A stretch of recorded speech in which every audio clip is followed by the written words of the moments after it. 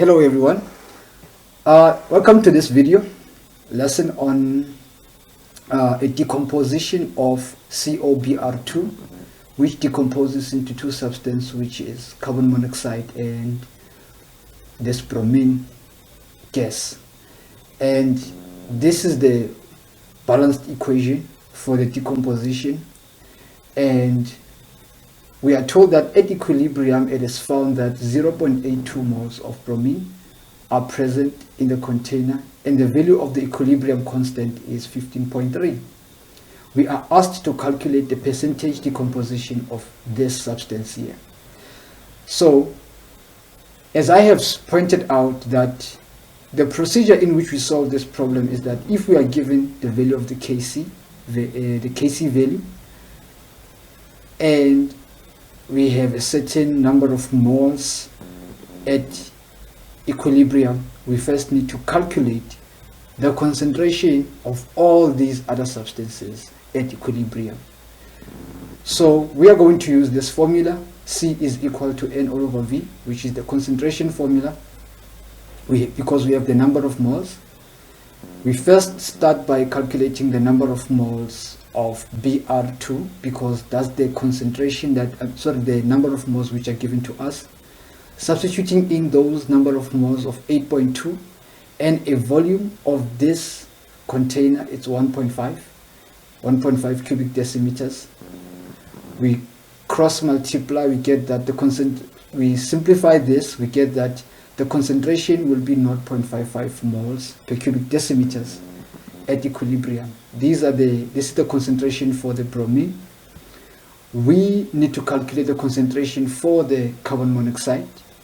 Since both of them, they have the same molar ratio and they are both products, the number of moles of bromine is the same as the number of moles of carbon monoxide at equilibrium, due to the fact of this molar ratio is the same and they are both products. So we substitute these number of moles, which is 0.82, divided by the volume, which is 1.5. We simplify this, we get that the concentration of carbon monoxide is also 0.55 moles per cubic decimeters. And then we need to calculate the concentration of this substance. We know that if we have the concentration of the other molecules or other substances, and we need to get the concentration of the other substance, like in our case the COBr2. For us to get it, we need to use the Kc value, because the Kc value is given to us. And the definition of the equilibrium constant is the concentration of the product at equilibrium divided by the concentration of the reactants at equilibrium, which is the expression changes to the products. We have two products, CO and Br2. We write them as numerators, and our denominator is going to be this product, which is COBr2. We substitute in the Kc value, which is 15.3. We substitute the concentration, the equilibrium concentration of CO and Br2, which are the same. We don't have the concentration for the COBr2. We cross multiply 15.3 with COBr2, we get this, and then this we cross multiply it by 1, we get that it's still going to be 0.55 times 0.55. And then for us to get the concentration, we are going to multiply these, we get that it's 0.3025. To get the concentration, we divide both sides by 15.3, and then we get that the concentration of COBr2 at equilibrium, it's 0.02 moles per cubic decimeters. We have the concentration of all the substances. COBr2 is 0.020, and then for the CO it's 0.55, and the Br2 is also 0.55. We fill them into our table.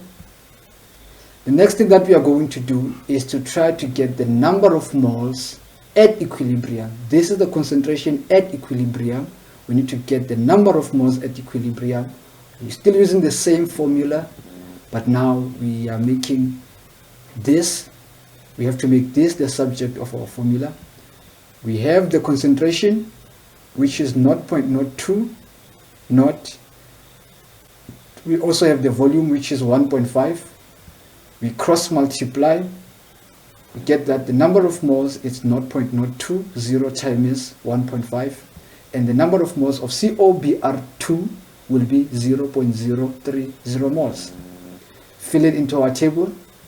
Now we need to calculate the number of moles for these other substances. In fact, we are not going to calculate them. We already know them. They are given to us. We are given this, and then by virtue of the number of the molar ratios, they are the same. We just fill them in for both CO and Br.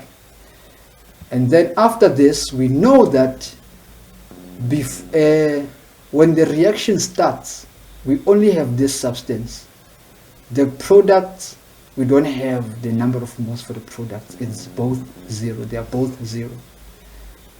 Now that we have the initial values and the equilibrium values for our products, we can get the change by just taking the equilibrium as our change. And then we know that the reason why we take this is because when we start off with 0 and then at equilibrium we end up with 0.85, since products are formed, this change means that 0.82 moles of Br2 were formed. And then we can calculate the change here by using our molar ratios of 1:1, using the change for Br2 of 0.82, which is this, trying to find the change for CO. We cross multiply, we get that the change is also 0.82 moles. We can, besides using the calculation, we can also look at that we have the equilibrium number of moles and the initial, which is 0, so the change is going to be 0.82 according to how we have found it from here. We apply the very same steps and same procedures, and then we still get it's 0.82. Now we have to calculate the change in the number of moles of COBr2. We use the molar ratio 1:1. There's 1 and 1. We know the molar ratio, the change in the molar ratio for Br2 or CO, which is 0.82. And then we try to get the change in the number of moles of COBr2. We cross multiply. We get that the change in the number of moles of COBr2 is 0.82, still the same. And as we can see that the molar ratios are the same, so the change will also be the same. And then we fill it into our table, which is 0.82. Now that we have the change of the COBr2, we can get the initial, which is just the change plus the equilibrium amount, which is 0.82 plus 0.030. It will give us 0.85. And then now that we have the initial amount of the COBr, we can calculate the percentage decomposition of this substance here by using this formula.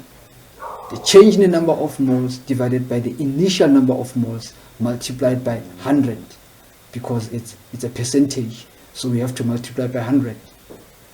We substitute the change in the number of moles of this substance which decomposes, and the change is 0.82.